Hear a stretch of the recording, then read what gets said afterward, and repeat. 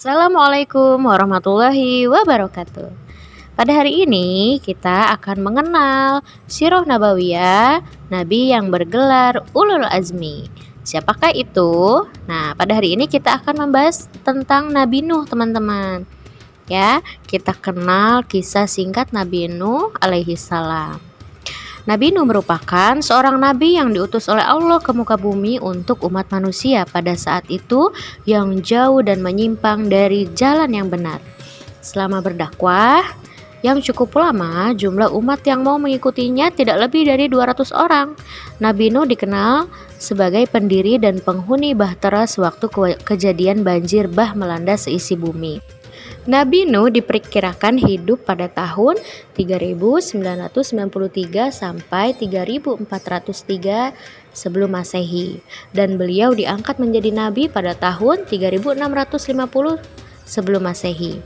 Diperkirakan beliau tinggal di wilayah yang saat ini disebut dengan Irak.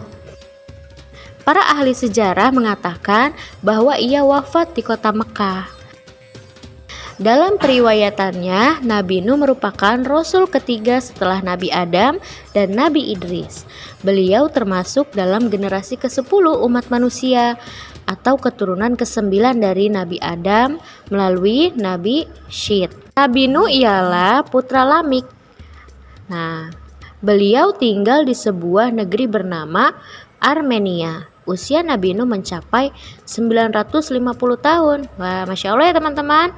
Beliau memiliki 4 orang anak yang bernama Kan'an, Ham, Sam, dan Yafits.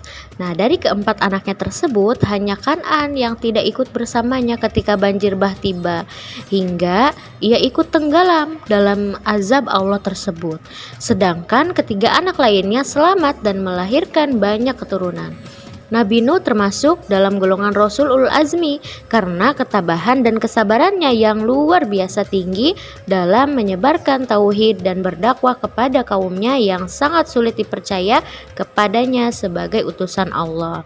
Di dalam Al-Quran, Allah telah banyak mengisahkan perjalanan kehidupan Nabi Nuh alaihi salam, sehingga banyak sekali pelajaran dan doa yang bisa kita jadikan sebagai amalan.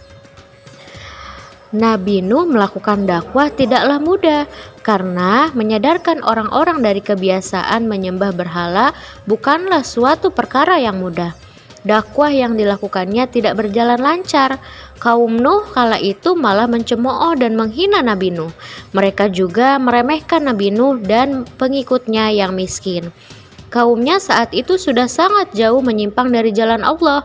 Mereka mendustakan nikmat yang selalu dilimpahkan Allah kepada mereka. Kaum Nuh menyembah patung-patung yang mereka anggap sebagai Tuhan.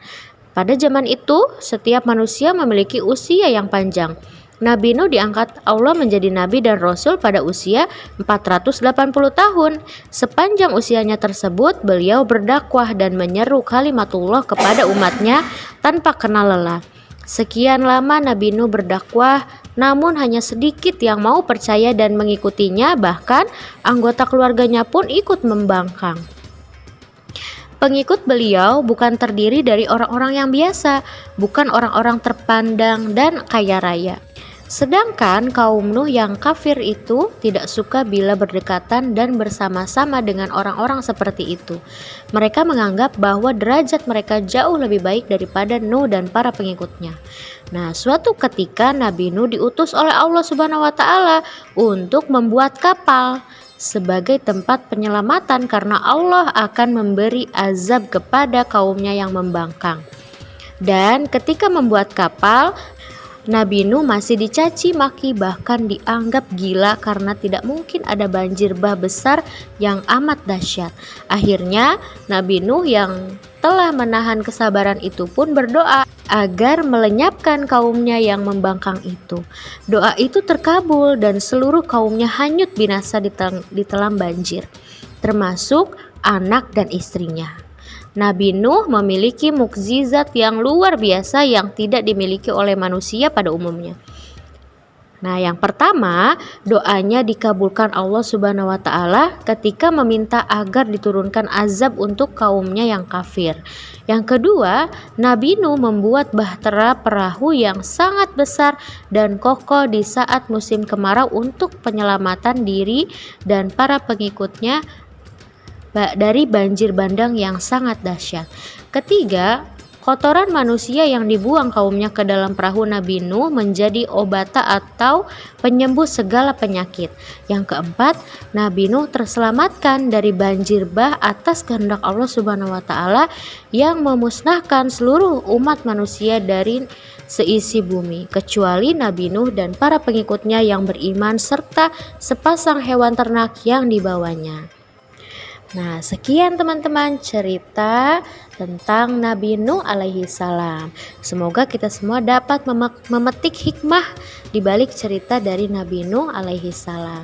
Terima kasih. Assalamualaikum warahmatullahi wabarakatuh.